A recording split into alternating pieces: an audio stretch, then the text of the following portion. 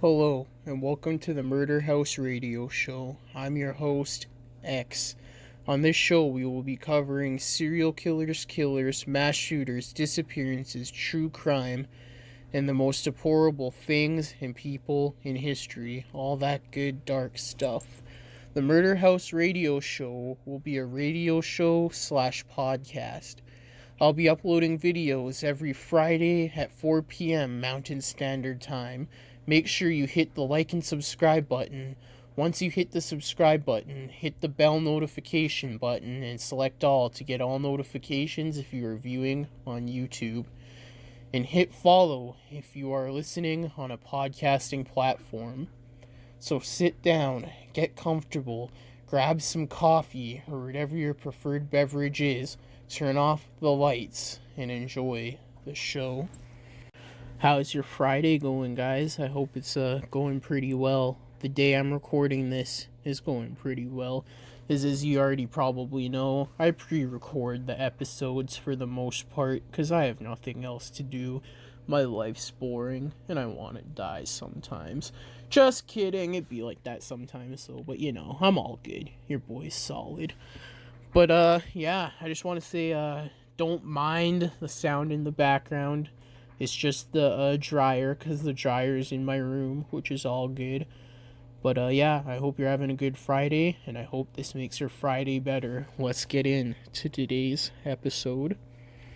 Today's episode is on Andrei Chikatilo. He's a Ukrainian serial killer. Born October 1936, October 16th, 1936, and he lived until February 14th, 1994. Now, I've never heard of this serial killer, and plus, he's Ukrainian, so if I mess up these pronunciations, it's because I do not speak fucking Ukrainian, obviously. Even though my brother is pretty good at Russian, but those are two totally different languages, so you know. Andrei's full name is Andrei Romanovich Chikatilo. That's an awesome name. But yes, as I said, he's a serial killer. He's a Soviet serial killer, so he's an actual Soviet serial killer, because the fucking communism ended in 1993, the day after Christmas, so the 26th, I'm pretty sure. Or it was like the day before Christmas, like the 23rd. But yes, his nickname was the Butcher of Rostov, the Red Reaper, and the Rostov Ripper, and he would sexually assault, murder, and mutilate his victims, and he had at least 52 women and children killed. Like, he killed them between 1978 and 1990. In the USSR and the Russian USFSR, that's a mouthful right there, UFSR, fuck's sakes, and the Ukrainian USSR, and the Uzbek USSR. These are, the territories. So in Russia, Ukraine, and Uzbekistan, possibly. And, Andrei confessed to 56 murders, 53 of which he was tried for. On April 1992, he was convicted and sentenced to death for 52 murders in October 1992. Alright, word. Although the Supreme Court of Russia ruled in 1993 that the insufficient evidence existed to prove his guilt in 9 of those killings. So that insufficient evidence existed to prove his... Oh, so they couldn't prove him guilty on 9 murders, word. Andrei was subsequently executed on February 1994. Yes, now imagine that, like, that's only a few years, and in America it can take like upwards of like 40 years to be executed. Like, not upwards of 40 years, upwards of 20 years. It's wild. But Andrei was known as the Rostov Ripper and all that stuff because he committed most of his murders in Rostov Oblast of the Russian UFSR. Interesting. All good. Yes, this is the first time I'm hearing about this dude, so I'm learning with you guys. So this will be interesting. Of course, the sources will be in the description below, so go check those out if you want. But here's his early life. So I said when he was born at the beginning, but he was born in the village of Yabluchne, Yabluchne, in the Sumy Oblast of Ukraine, USSR. At the time of his birth, Ukraine was in the grip of a famine because of Joseph Stalin's forced collectivization of agriculture. Yes, that was a very dark time in history. Very dark time. And that's why communism doesn't work, my guys. But, fucking Andrei's parents were both collective farm laborers who lived in a one-room hut. They received no wages for their work, but instead received the right to cultivate a plot of land behind the family hut. So the government owned the land they were on, and they worked it for the government. In return for working the land, they were like, yeah, you can live here. It's our house still. We'll kick you out at any time. We own the land, but you work here, you can live here. And, yeah, so... yeah. The family seldom had sufficient food. Andrei himself later claimed not to have eaten bread until the age of 12. Holy. Adding that he and his family often had to eat grass and leaves in an effort to starve off hunger. Yeah, Stalin was a nasty dude, man. Nasty dude, and communism was nasty.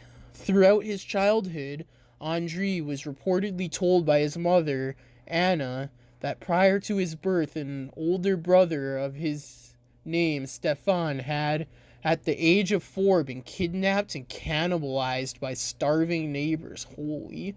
Although it has never been established whether this incident actually happened, or if Stefan Chikatilo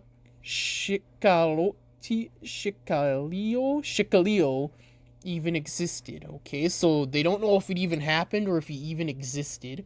Nonetheless, Chikatilo recalled his childhood as being blighted by poverty, ridicule, hunger, and war. Oof, yeah. Those were hard times and hard people back then. Very hard times and very hard people. Yes, I find this time in history, the World War II era, very fascinating, and I actually know quite a bit about it because I like to study it from time to time, and I take a keen interest in it. But yes, when the Soviet Union entered the Second World War, Chikalito's family father, Roman, was conscripted into the Red Army. Also, I'm pretty sure World War II for the Russians was known as the Great War. Hold on, I'll search it up real quick. But yes, World War II in Russia is known as the Great Patriotic War. So yeah, there's that. But fun fact also, about 14 million Russians alone died in World War II. So there's that.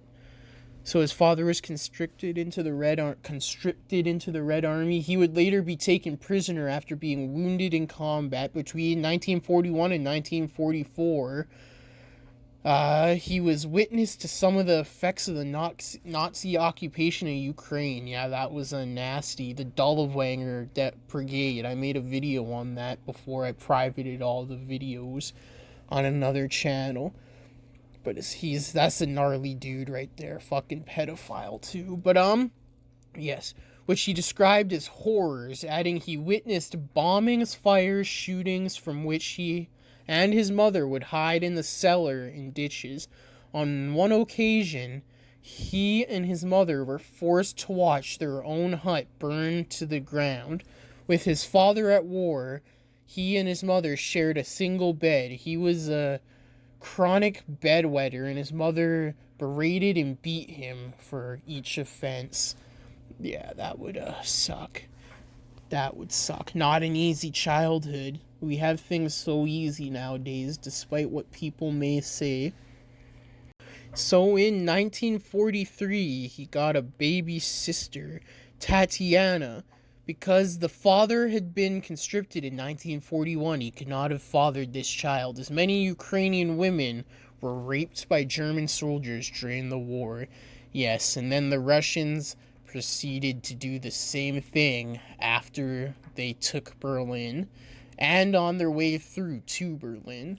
It has been speculated that Tatiana was conceived as a result of a rape committed by a German soldier, and as he and his mother lived in a one-room hut, this rape may have been committed in the presence of Andrei, however you say his name. Yeah, that's sad and fucked up. Imagine that, man. Imagine that. Yes, during World War II, the Germans would purposely flee to American, Canadian, and British lines and be taken prisoner by them, as if they were taken prisoner by the Russians, they knew they'd be brutalized and probably killed. And the Germans did the same to the Russians, because the Germans thought that the Russians were inferior species, not even an inferior race, an inferior species, alongside the Jews and all them and stuff. It's definitely interesting stuff. If you want, I could do some podcasts covering World War II and all that stuff. It's interesting. But in September 1944, he began his schooling through, although he was shy and ardently studious as a child, he was physically weak and regularly attended school in homespun clothing, and by 1946, with his stomach swollen from hunger resulting from the post-war famine, which plunged most of the Soviet Union. Okay. On several occasions, his hunger caused him to faint both at home and at school, and he was constantly targeted by bullies who regularly mocked him over his physical stature and timid nature. Yeah, bullies are cunts. At home, he and his sister were constantly berated by their mother. Tatiana later recalled that, in spite of the hardship endured by her parents, their father was a kind man, whereas their mother was harsh and unforgiving towards the children. Well, usually it's the other way around, but damn. But, chikatilo,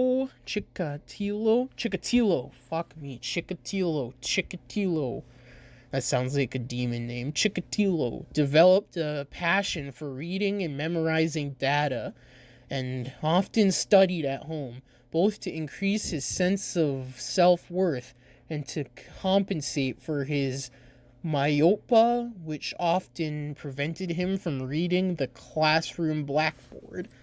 Okay, I don't know what myopia is. Maybe it's like colorblind, nearsightedness. So that means you need glasses to also known as short-sightedness, and myopia is the eye disorder which light forces in front of the instead of on the retina. This causes distant objects to be blurry. Okay, so you need glasses to see forward.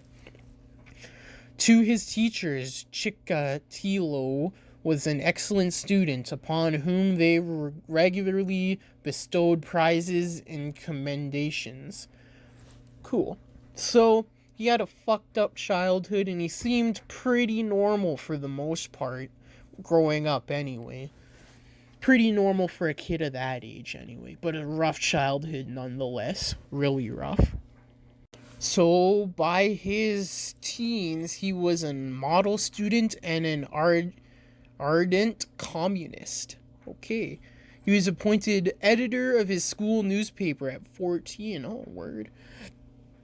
I remember I had like a school newspaper / school news or whatever back in junior high.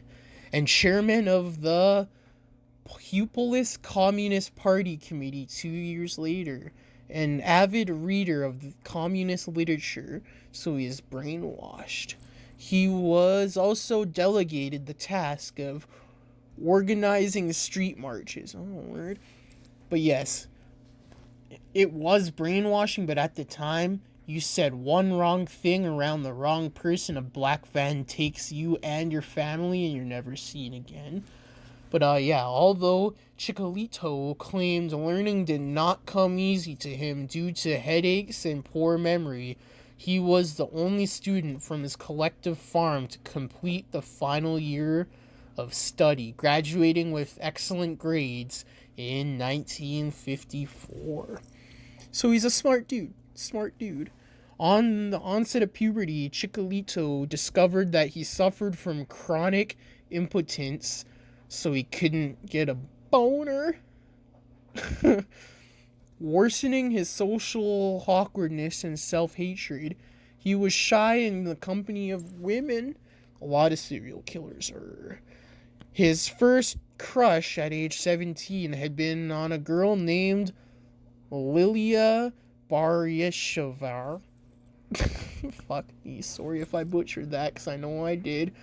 With whom he had become acquainted through his school newspaper, and he was chronically nervous in her company and never asked her on a date.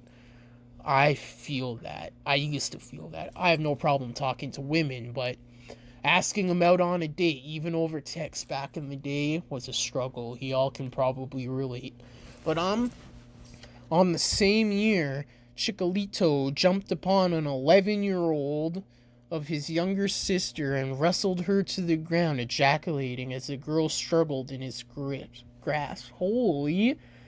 An 11-year-old of his... Up on an 11-year-old of his younger sister. Oh, so he jumped his younger sister. Ooh. That's not good. Okay, then. That's, dark. Fuck. Okay. So I'm guessing this was around when he was, 15 to 17, maybe. So that's, fucked up right there.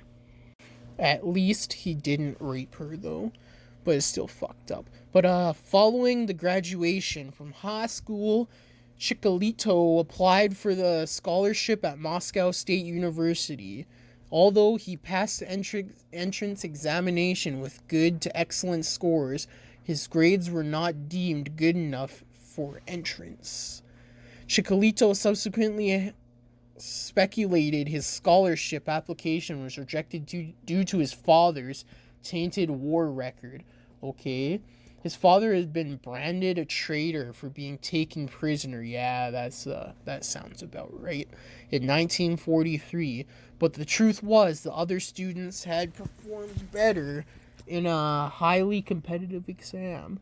He did not attempt to enroll at another university. Instead, he traveled to the city of Kirks, where he worked as a laborer for 3 months before, in 1955, enrolling in the vocational school with the aim of becoming a communications technician. Word.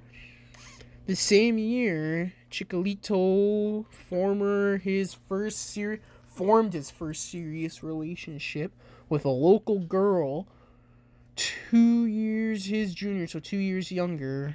On 3 occasions, the couple attempted intercourse, although on each occasion, Chikatilo was unable to sustain a boner.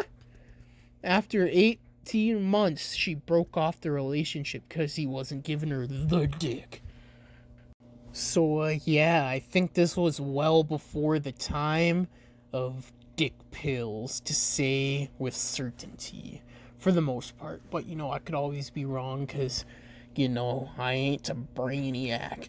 So, he was in the military, so upon the completion of his 2-year vocational training, Chikatilo relocated to Urals, the city of Nizhny Tagil, to work upon a long-term contracting project. While living in the city, he also undertook correspondence courses in engineering with the Moscow Electrical Institute of Communication. Word.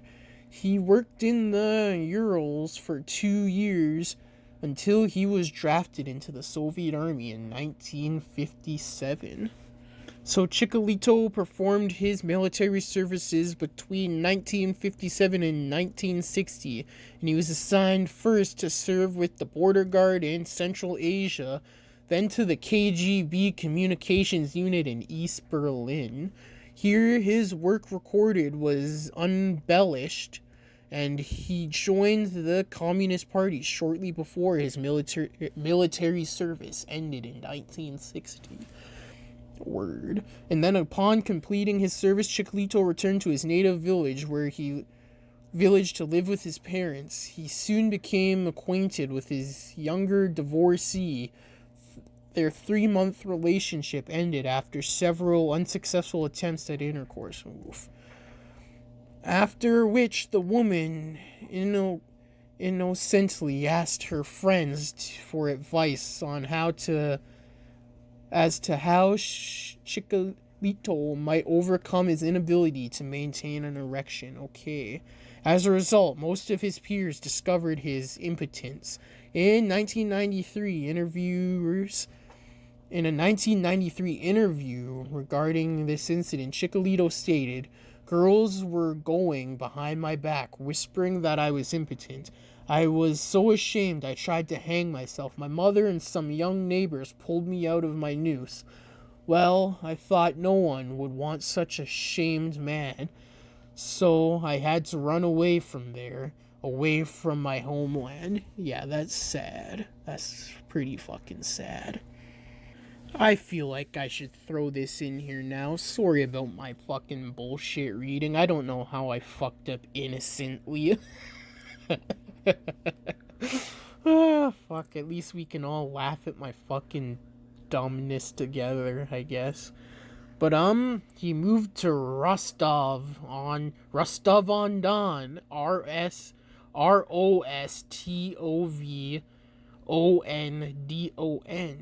After several months, Chikatilo found a job as a communications engineer in a town located north of Rostov-on-Don. That sounds like a lit-ass town name. Just, hey girl, hey man, where you from? Rostano-Don. Rostano-Don. Haha. He relocated to the Russian UFSR, Soviet Federal Socialist Republic. Okay. In 1961, renting a small apartment close to his work. That year, his younger sister, Tatiana, finished her schooling and moved into his apartment. His parents would recollect that Rostov region shortly thereafter, so they all moved to where he was. Tatiana lived with her brother for 6 months before marrying a local youth and moving in with her in-laws. And she noted nothing untoward with regarding to her brother's lifestyle beyond his chronic shyness around women, and resolved to help her brother find a wife and start a family. Okay, fair enough. So in 1963, he did get married to a woman named Feodiosa Adananchiva, to whom he had been introduced by his younger sister. So that's all good. And he said, although he was attracted to her, his marriage was effectively an arranged one, occurred barely 2 weeks after they had met, in which the deceived roles were played by his sister and her husband. Okay. He said that their sex life was material sex life as a minimal, and that after his wife understood he was unable to maintain an erection, they agreed she would conceive him by ejaculating extremely and pushing his semen inside her vagina with her fingers. So that's how they had kids. Okay. So he would somehow fucking bust a nut and it wouldn't go in her, and then she'd just take it on her fingers and shove it up there, I guess. Fair enough. In 1965, his wife gave birth to their daughter, La Leondimila. Fuck me. Lydmila. And 4 years later, in 1969, a son named Yuri was born. So he has 2 kids. Word. And then he went on to be a teacher. And I'm sorry, that last little bit made not really any sense because I can't pronounce these Russian names. So, yeah, my bad. So, he was a teacher. He went to school for a degree at Rostov University in 1964, and he studied Russian literature and philology. He obtained his degree in 1970. Shortly before attaining his degree, Chikatilo obtained a job as managing regional sports activities. He remained in this position for 1 year before beginning his career as a teacher of the Russian language and literature in this Russian town. I will spell it because I can't pronounce it. Novoshakhtinsk. So Chikatilo was largely ineffective as a teacher, and he was bullied by his students. He was unable to maintain discipline in his classes, and that is sad. But yes, he also this is when he started his crimes as well. In May 1973, he committed his first sexual assaults upon one of his pupils. In this incident, he swarmed towards a 15-year-old girl and groped her breasts and genitals, ejaculating in his pants. He came in his pants. You remember that song? He jizzed in his pants. That's a good song back in the day. Back in like 2010. But shouldn't be joking about this. Sexual assault. It's not a good joking matter at all. But he ejaculated as the girl struggled against his grasp, much like he did with his sister or whatever back in the day. Months later, Chikatilo sexually assaulted another teenage girl whom he had locked in his classroom. He was not disciplined for either incident. And he was not punished when teachers and his fellow staff members saw him fondling himself in the presence of his students. One of Chikatili's duties at the school was to ensure students who boarded the school bus or whatever were present at their dormitories in the evening. And at several occasions, he was known to go into the girls' dormitory and see if they were undressed or whatever. So right off the bat, starting off with some messed up shit.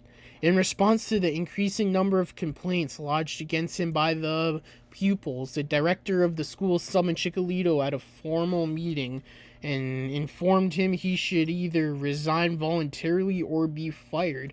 Chikatilo left his employment discreetly and found another job as a teacher at another school in Novoshakhtinsk. In January 1974, he lost this job as a result of staff back cuts in 1978.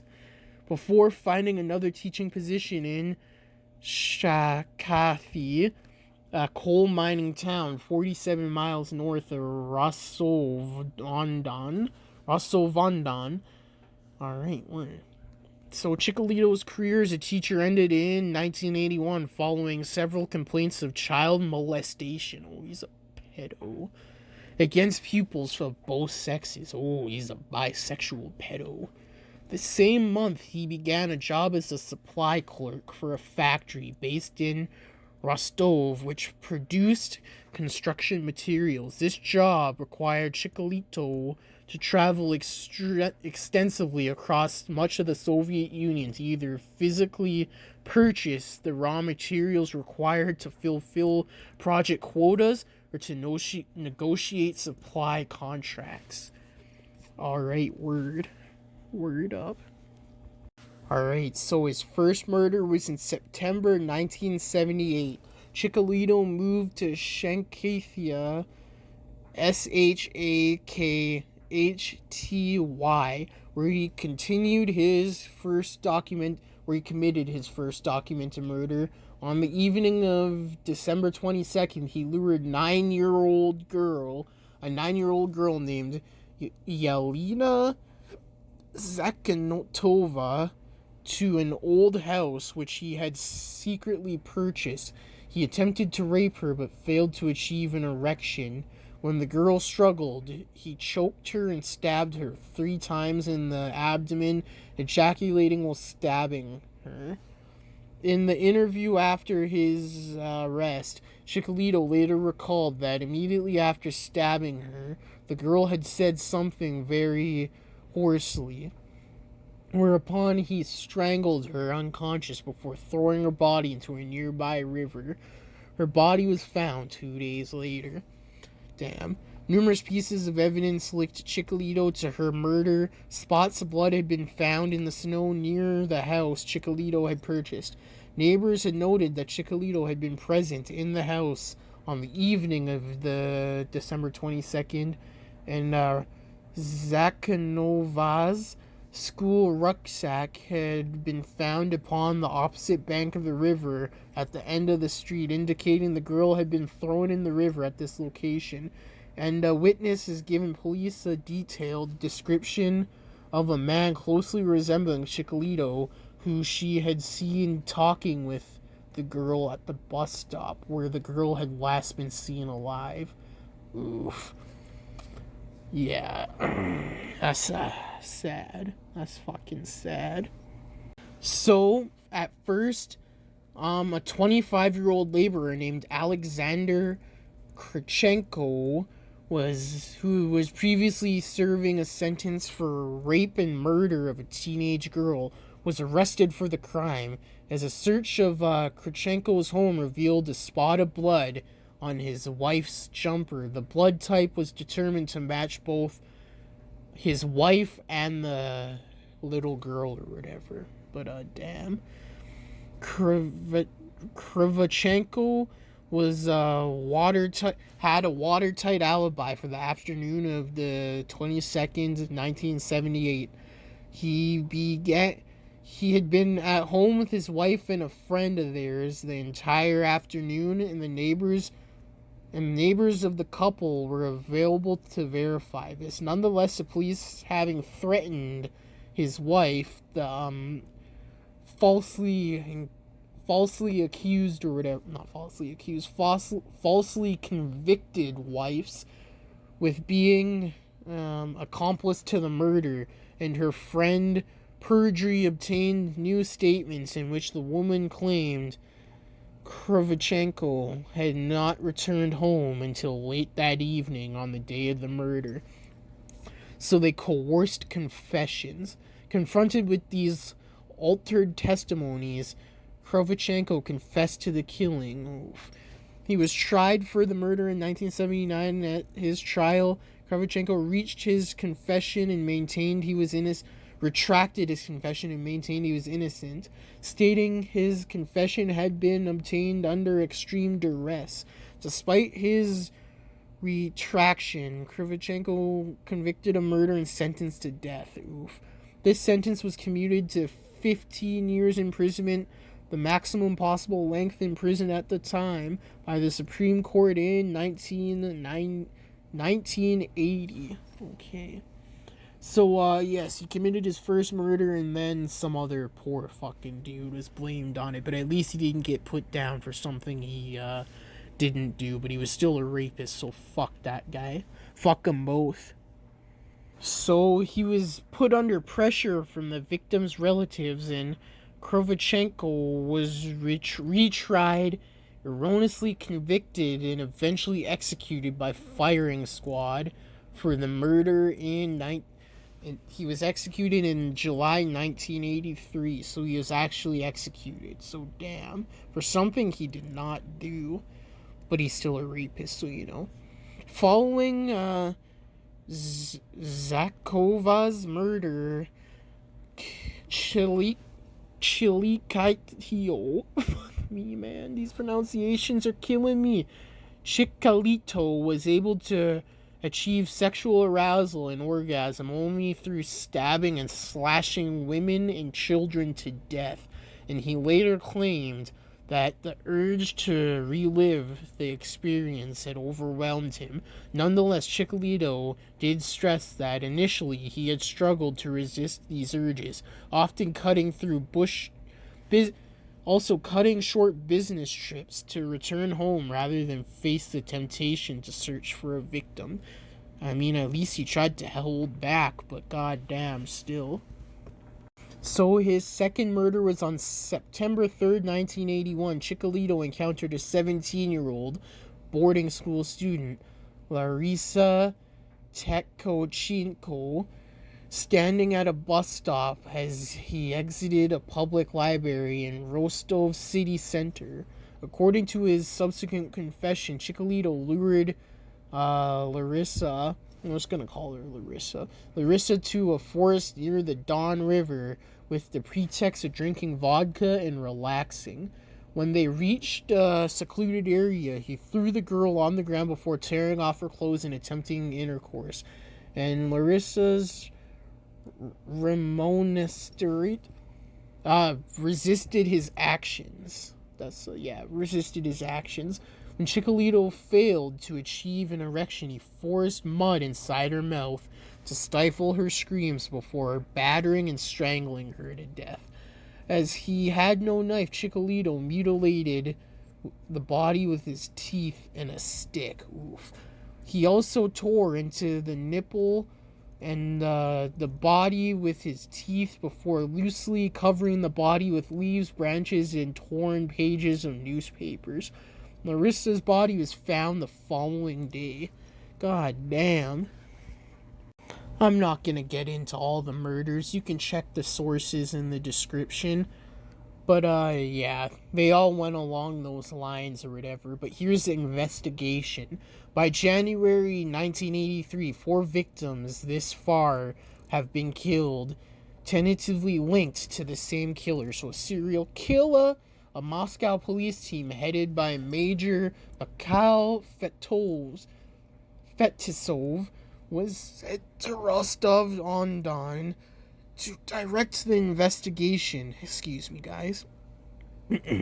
Which gradually became known amongst investigators as Operation Forest Path.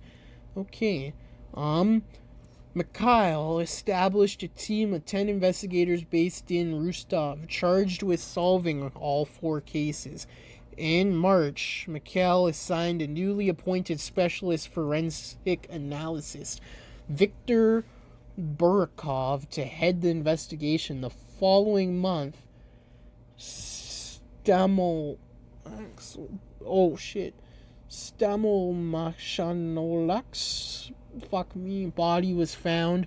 Burkov was summoned to the crime scene where he explained the numerous knife wounds and eviscerated conditions upon the child and the situation on her. The striations on her eye sockets. Okay, so he brutalized that poor girl, and that's what he explained. Burkov later stated that as he noted the striations upon the eye sockets, any doubts about the presence of a serial killer evaporated. So they're like, after that, they're like, yeah, there's definitely a serial killer here. But, alright. Chikatilo did not kill again until June 1983 when he murdered a 15-year-old American girl named Laura Sakizan. Her body was found close to an unmarked railway platform near the city or whatever, near Shakitha. Shakhty.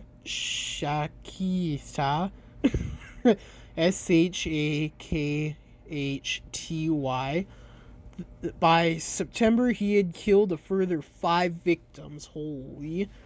The accumulation of bodies found and the similarities between the patterns of wounds inflicted on the victims forced the Soviet authorities to acknowledge that a serial killer was on the loose. On the 6th of September 1983, the public prosecutor of the Soviet Union formally linked The six of the murders thus far attributed to the same killer. So that's when it was official that they were dealing with a serial killer. Due to the serious savagery of the murders and the evisceration upon the victims' bodies, police theorized that the killings had been conducted by either a group harvesting organs to sell for transplants, the work of a satanic cult, or a mentally ill individual. Mentally ill, bro. Much of the police effort concentrated upon the theory that the killer must be mentally ill, homosexual, or a pedophile. What the fuck? He only killed women, though, I think. But okay. And the alibis of all individuals who had either spent time in the psych ward or had been convicted of homosexuality or pedophilia were checked and logged in a card filing system. Yes, back then, homosexuality was a crime, and I'm pretty sure it still is in Russia. But, registered sex offenders were also investigated, and if their alibis were corroborated, eliminated from inquiry. Alright. In September 1983, several young men confessed to the murders, although these individuals were often intellectually disabled. Disabled. Youths who admitted to the crimes only under prolonged and often brutal interrogations. Okay. So, fucking forced confessions. 3 known homosexuals and a convicted sex offender committed suicide as a result of the investigators' heavy-handed tactics. So, torture, basically, is what they're saying. As a result of the investigation, more than 1,000 unrelated crimes, including 95 murders, 140 aggressive assaults, and 245 rapes were solved. Holy... So they were cracking down. However, the police obtained confessions from suspects. Bodies continued to be discovered, proving that the suspects who had confessed could not be the killers they were seeking. Okay. On October 30th, 1983, the eviscerated body of a 19-year-old prostitute, Vera Shavukon, was found in Shankiv, Shakhty.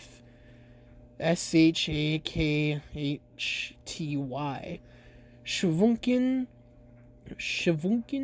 had been killed on the 27th of October, although the mutilations inflicted upon her body were otherwise characteristics those found upon those other victims linked to the unknown murderer. The victim's eyes had not been ejaculated on or otherwise wounded. Okay. 2 months later, on December 27th, a 14-year-old Gurkovo, a schoolboy, Sergei Makovo, was lured off a train and murdered at a rich rural station near that long-ass city name. Markov was emasculated and suffered over 70 knife wounds to the neck and upper torso before being eviscerated. God damn. So I guess his killings weren't only women. They're literally just everybody, just young people in general. Holy. So he went on to commit a bunch more murders, and then his first arrest and release was in September of 1984.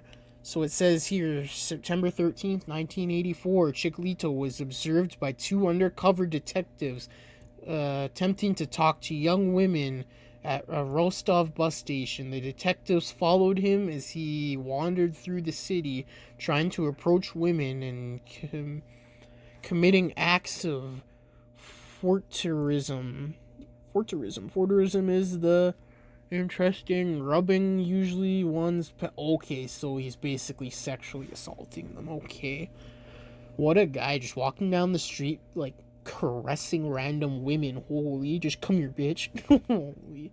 But, upon Chikatito's arrival at the city central market, he was arrested and held.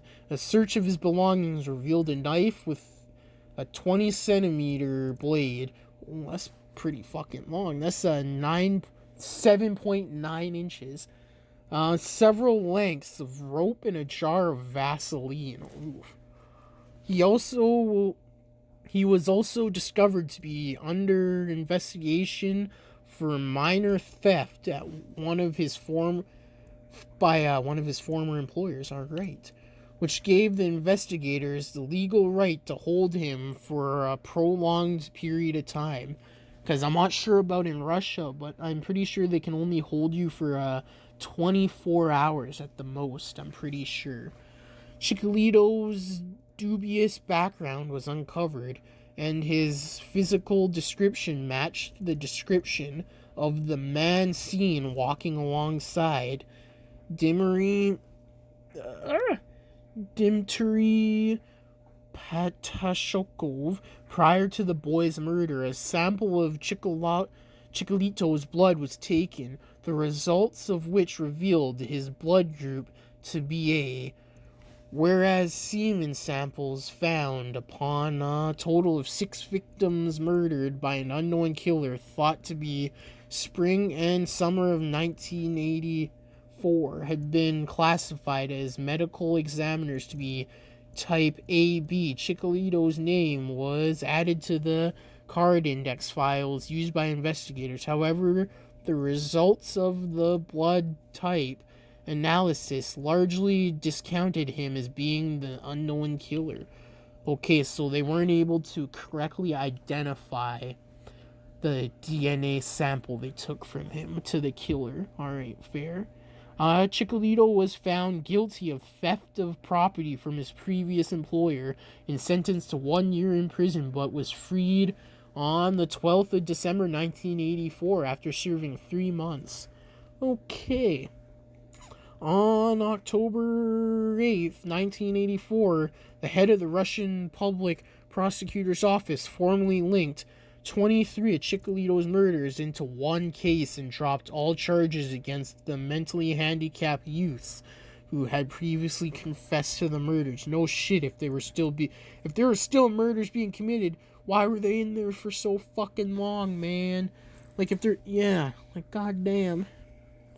I don't really want to say they fucked dog on this case too bad, because they kinda did, but, like, not really, because this was Russia back in the communist era, so their technology was a little behind and stuff, so, yeah. Not a diss in Russia or anything, but just at the time, So after he was released from prison, he found work at a car factory and kept a low profile. He did not kill again until August 1st, 1985. When on a business trip to Moscow, he encountered an 18-year-old woman named Natalia Pokolistova on a railway platform near Domodedovo Airport.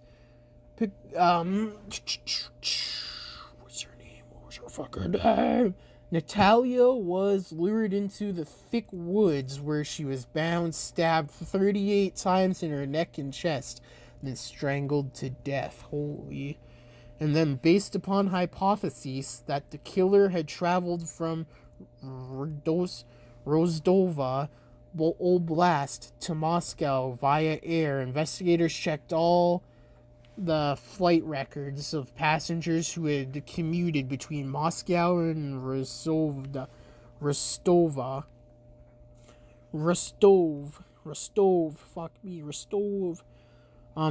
region between late July and early August. Okay, so they checked all the air flights between Moscow and Rostov between those dates. On this occasion, however, Chikatilo had traveled to Moscow by train, and accordingly, no documentation existed for investigators to research. 4 weeks later, on August 27th, Chikatilo killed another young woman, Aria Irina, in that town, as had been the case with um fuck me, with Natalia. Yes, these Russian names are fucking wild to pronounce, man. I'm sorry. This is probably painful for you guys to listen to, but I hope you're laughing your asses off at me trying to pronounce this shit. Not this shit, but trying to pronounce this. As had been the case with that girl, the wounds inflicted upon the victim linked her murder to the hunt for the serial killer. Yes, yes.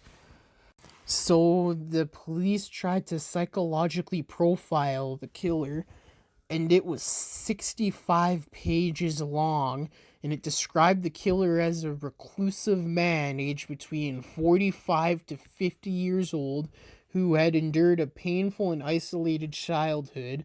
Makes sense. And who was incapable of flirting or courtship with women. Yep, very true.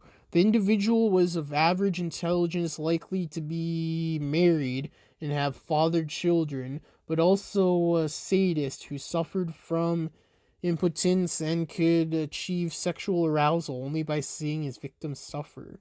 The murders themselves were an analog to the sexual intercourse the individual was incapable of performing, but his knife became a substitute for his dick, which failed to function normally because many of the killings had occurred on weekdays near mass transport hubs and across the entire of Rostov Oblast. They also argued that the killer's work required him to travel regularly and based upon the actual days of the week when the killings had occurred, the killer was most likely tied to a production schedule. Makes sense. That's a pretty good analysis so far. However, Chikatilo was following the investigation carefully, and he was reading newspaper reports about the manhunt for the killer, which had begun to appear, and keeping his homicidal urges under control. Almost a year following the August 1985 murder of Golivia, no further victims were found in either Rostova or Moscow Oblast, whose bodies bore the signature mutilations of the unknown murderer. Word. Fair enough. Gotta lay low, man. Don't want to get caught. However, investigators did link the murder of a 33-year-old woman named Lybov Golovaka, found stabbed to death in the Mendiskovsky district of Vostovo on the 23rd of July, 1986. To the investigation, although this was solely upon the basis that the killer's semen type matched that of the killer they were seeking. Oh, so they only matched it because of the semen, alright. That the victim had been stripped naked prior to the murder and that she had been stabbed in excess of 20 times. The victim had not been dismembered, so like disemboweled or just dismembered, my bad, fuck me, or otherwise mutilated, nor had she been seen near mass transportation. Because of these discrepancies, many investigators expressed serious doubts as to whether her murder had been committed by the serial killer they were seeking. Word up. So on the 18th of August 1986, a victim was found in a depression of earth in the ground on a collective farm in the city of Batatsky. The wounds inflicted on the victim bore the trademark mutilations of victims linked to the manhunt killed between 1982 and 1985. The victim was an 18-year-old secretary named Irene Polgotova. Her body had been split open from the neck to the genitals. Oof. with one breast removed, her eye cut out, as the murderer had made serious efforts to bury the body. Some investigators theorized that this explained the sudden death in the number of victims found. The sudden deathers, so like a decrease maybe? Maybe he's trying to be more careful, okay?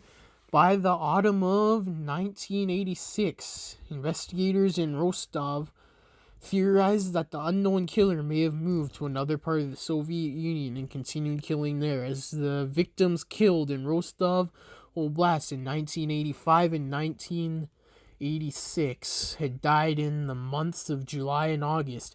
By autumn of 1986, some investigators gave credence to the possibility that the perpetrator may have relocated to another part of the Soviet Union and may only be returning to Rostov Oblast in the summer.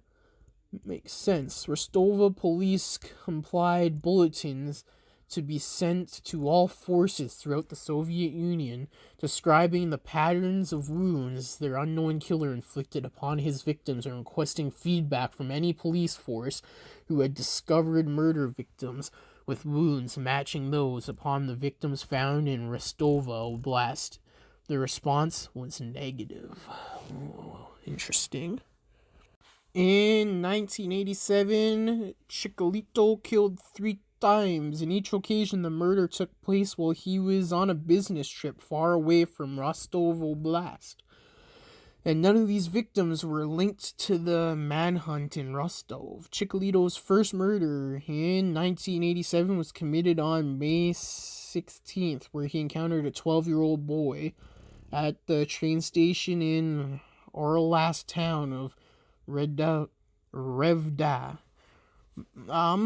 Yes, he lured the boy to the station with the promise of sharing a meal with Chikatilo at his... Oh, so he took him back to his place? Oh, was lured from the station with... So sharing a meal... Okay, so he's sharing a meal with the dude. Okay, word. He was murdered in the woodland close to the station, although his body would remain undiscovered until 1991. In July, he killed a 12-year-old boy in the Ukrainian city of Zaporizhia, and on September 15th, he killed a 16-year-old vocation school student Yuri in the woodlands outskirts of Leningrad. Okay. So there's that, the 1987 murders. And in 1988, he went on to kill 3 more women, one of them being unidentified. And, yeah, holy. His first murder victim in 1988 was lured from a train station before Chikatilo bound her hands behind her back, stuffed her mouth with dirt before severing her nose from her face and inflicting numerous knife wounds to her neck. Chikatilo then bludgeoned her to death with a slab of concrete. Her body was found on April 6th. Okay, so yes, they lumped that one into his murders that sparked the investigation. But yeah, he did not kill again after those murders until February 28th, 1989. So yeah, there's that. And then this was a 16-year-old girl named Tatiana again. In his daughter's vacant apartment, he dismembered her body and hid the remains in a sewer.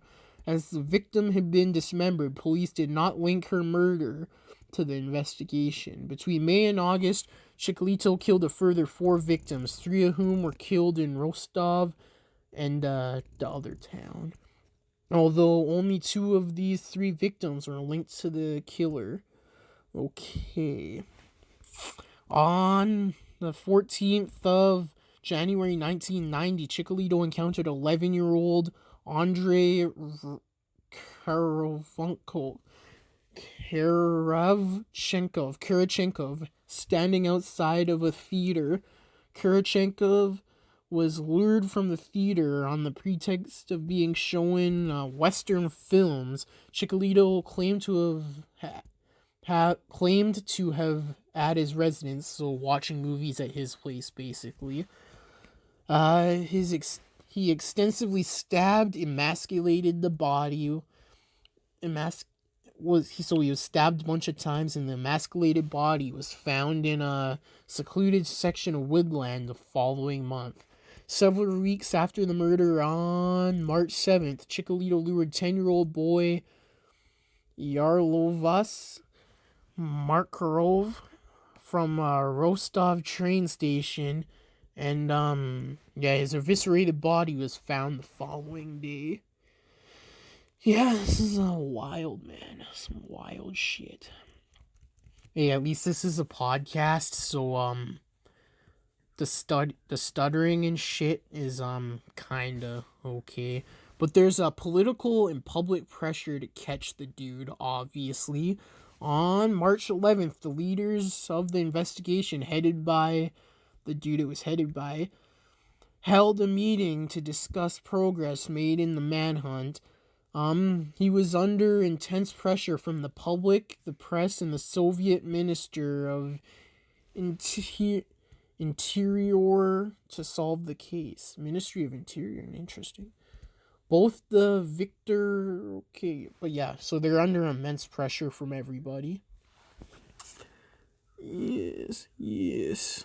But yeah, he has a lot of murders, bro. Like, a lot of fucking murders. And the Soviet Union was a big ass place.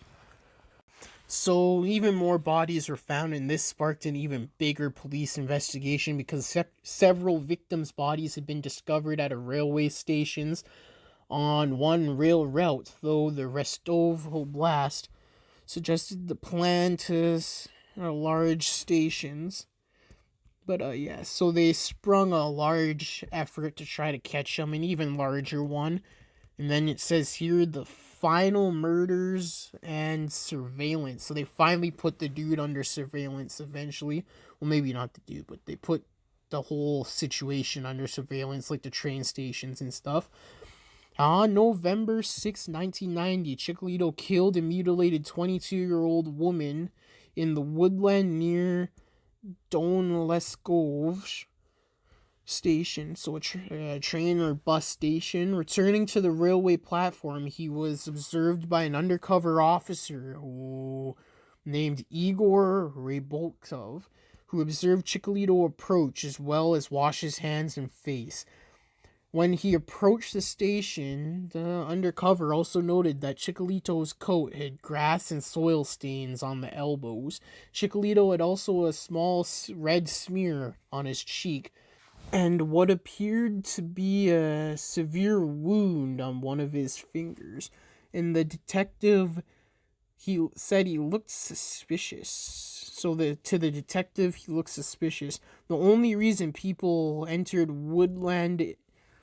woodland near the station at any time of the year was to gather wild mushrooms, a popular pastime in Russia.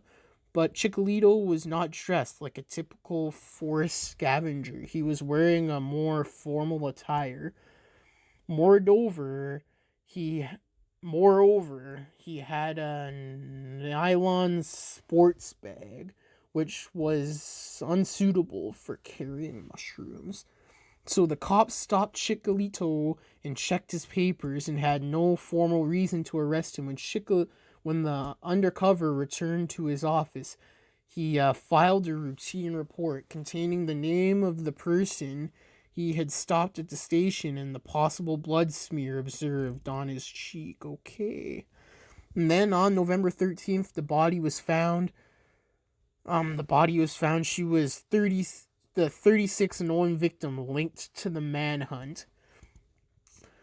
Police summoned the officer in charge of the surveillance at the station and examined the report of all men stopped and questioned in the previous week. Not only was Chikatito's name among those reports, but it was familiar to several officers involved in the case because he had been questioned in 1984 and had been placed upon a 1987 suspect list compiled and distributed throughout the Soviet Union. Ooh. So they've been on his tail for quite a few years, actually.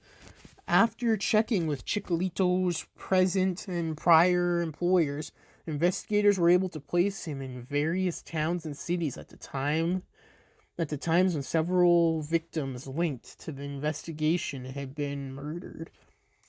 Questioning the former colleagues at Chikatito's teaching days revealed that he had been forced to resign due to repeated complaints of behavior and sexual assault made. Yep.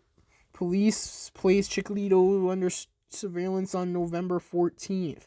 In several instances, particularly on trains or buses, he was observed approaching lone young women or children and engaging them in conversation. If the woman or child broke off the conversation, Chikatilo would wait a few minutes and then seek another conversation partner. On the 20th of November, after 6 days of surveillance, Chikatilo left his house with a large jar, which he had filled with beer at a small kiosk in a local park. They sell beer in parks in Russia. That's lit. Before he wandered around place attempting to make contact with children he met on his way. Upon exiting the cafe, Chikatilo was arrested by 4 plainclothes police officers. Finally. Holy.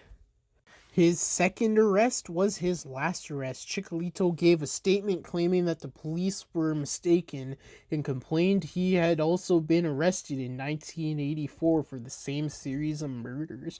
I mean, if you're arrested twice for the same series of murders, that's not a good look, bro. A strip search of the suspect revealed a further piece of evidence. One of Chikatito's fingers had a deep flesh wound he had self-treated with iodine. Medical examiners concluded the wound was from a human bite, so he was bitten as a bite mark. Chikatito's Pamilmate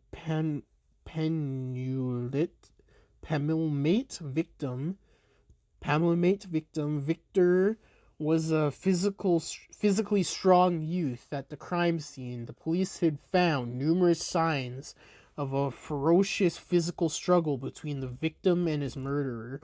Although a finger bone was later found to be broken and his fingernail had been bitten off, Chikatilo had never sought medical treatment for this injury. Okay. So a search of his belongings revealed he had in his possession a folding knife and 2 large lengths of rope. A sample of his blood was taken, and he was placed in a cell inside the KGB headquarters in Rostov with a police informer. He was instructed to engage Chikatilo in conversation and elect any information he could from him. The next day, November 21st, formal questioning of Chikatilo began. The interrogation was performed by Isa Kostoyev. The strategy chosen by the police to elicit a confession was to lead Chikatilo to believe that he was a very sick individual in need of medical help, in which he did. The intention was to give Chikatilo hope that if he confessed, he would not be prosecuted by reason of insanity. Police knew their case against Chikatilo was largely circumstantial, and under Soviet law, they had 10 days in which they could legally hold the suspect before either charging or releasing him. Well, there you go. And then they did a blood group analysis. So the blood test, the results of the Chikatito's blood test revealed his blood type to be A and not AB. Due to the amount of physical and circumstantial evidence investigators had thus far complied, which indicated Chikatilo was indeed the murderer they were pursuing. So they confirmed the murder on November 22nd. They confirmed the identity of the murderer on November 22nd. Fuck, my brain moves too fast sometimes. Plus the fact that the investigators had deducted the blood type from the murderer they had pursued using semen samples obtained by the clothing and bodies of 14 of the victims as opposed to actual blood samples. Investigators obtained a sample of his semen to test his blood type, the result of which confirmed Chikatili's semen was type AB, where his blood and saliva were type A. So his type matched the blood found on some of the victims, and his semen and saliva matched the other victims as well, found on the other victims. Word. So throughout the questioning, Chikatilo repeatedly denied he had committed the murders, although he did confess to molesting several of his pupils during his career as a teacher. He also produced several written essays for Kostove, which, although evasive regarding the actual murders, did reveal psychological symptoms consistent with those predicated by Dr. B. That's a long ass name. Buyakonovsky. I don't know if I said that right. In 1985, the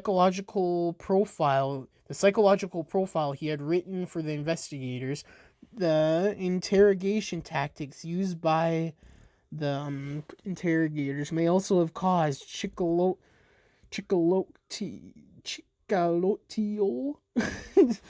to become defensive. The informer sharing a KGB cell with the suspect reported to the police that Chikatilo had informed him that repeatedly asked him direct questions regarding the mutilations inflicted. Okay, so the KGB guy informed the police that he's like, yo, my cellmate, the fucking serial killer dude, is like, yo, they're asking me a bunch of direct ass questions about these murders or whatever.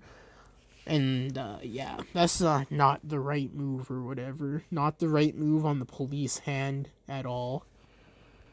And then there's a long ass list of shit he confessed to.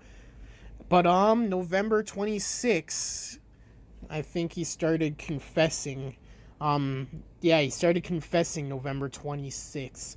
You can go check these sources out and read them yourself, because I am not writing. I'm not reading all of this bullshit.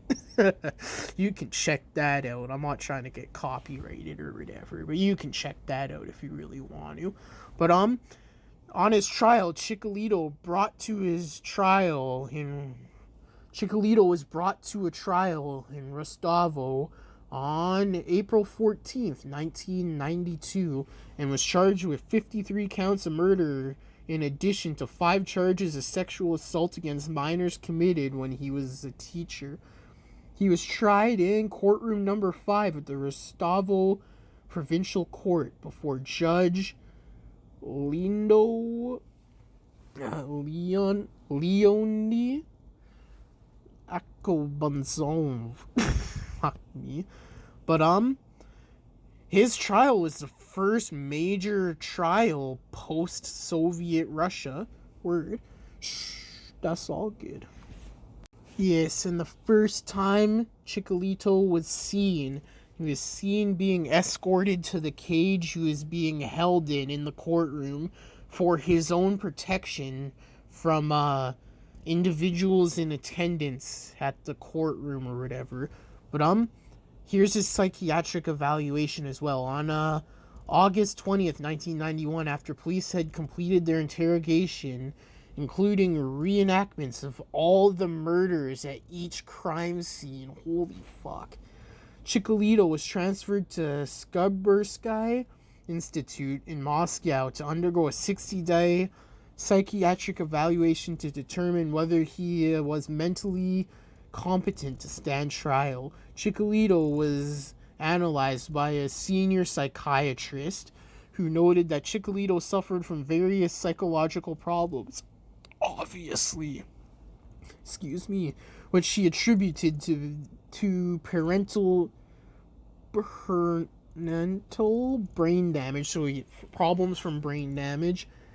Examining Chikatili's history, a steady but gradual descent into perversion, okay, which had been compounded by biological and environmental factors, with his increasingly extreme acts of homicidal violence ultimately committed to relieve internal tension. Okay. And then the doctor concluded on October 18th that although suffering from borderline personality disorder with sadistic features, he was fit to stand trial. Okay. Oh, on December 1991, details of the Chikatito's arrest and a brief summary of his crimes were released to the newly privatized Russian media by the police. Yes, this is all post-Soviet Union as well, for the most part-ish, kinda. But, yeah, very interesting stuff. The first 2 days of the trial were devoted to the judge reading off the list of indictments against Chikatilo, yeah. Each murder was discussed individually, and on several occasions, relatives present in the courtroom broke down in tears or fainted when details of their relative's murder were revealed. After reading the indictment, the judge announced to the journalists present in the courtroom his intention to conduct an open trial, stating, "Let this trial at least teach us something, so this will never happen any time or anywhere again." And then the judge asked that Chikatilo to stand and identify himself and provide his date, location of birth. Chikatilo complied, although this would prove to be one of the few civil exchanges between the judge and Chikatilo. Okay. So sometime around October 15th, 1992 to fucking... when was his execution? It was, the final appeal. So 1994, he was, arrested. Executed. So, I would say his, he was sentenced to death October 15th, 1993-ish. And this was for the 86 year...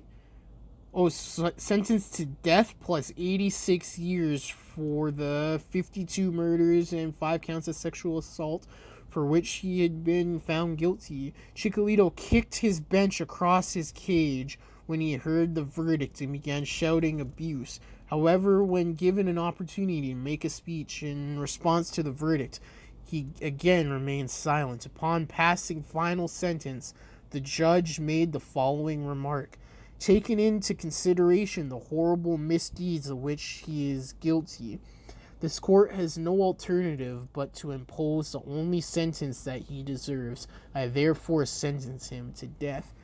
And he was taken to his cell and waited execution. They tried to appeal it, but they were like, fuck all that shit.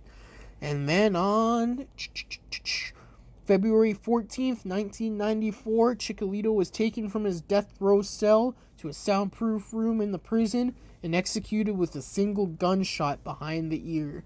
And that's how execution should be done. That's the easiest and cheapest and quickest way. He was buried in an unmarked grave at a prison cemetery. So, that's Chikatilo. Yeah, I probably pronounced his name wrong the whole episode, so, sorry about that. These Russian pronunciations and my reading is fucking dumb as shit. But there is a whole list of every single one of his victims, and it is in the description below, and his suspected victims. There are, 3 films I'm seeing about him, 4 books, and 4 television shows about him. So, yes, I would say this is Russia's and Ukraine's most infamous serial killer. Let me know what else I missed, all that stuff. And I'm sorry you had to suffer through that one. That was a rough one with all the pronunciations and me sounding like a straight dumb fuck. But yeah, sat here recording this jank for like 2 hours, man. Literally 2 hours. I started at like fucking 1ish. But yeah. So that is Andrei Chikatilo. Thank you for listening to this episode on the Murder House Radio Show. I hope you have a good rest of your Friday or whenever you're listening to this. Check out the social medias and the sources in the description below. Make sure you hit the like and subscribe button. Once you hit the subscribe button, hit the bell notification and select all to get all notifications if you are listening on YouTube. If you're listening on a podcasting platform, hit follow. See you next episode. This is your host X signing off.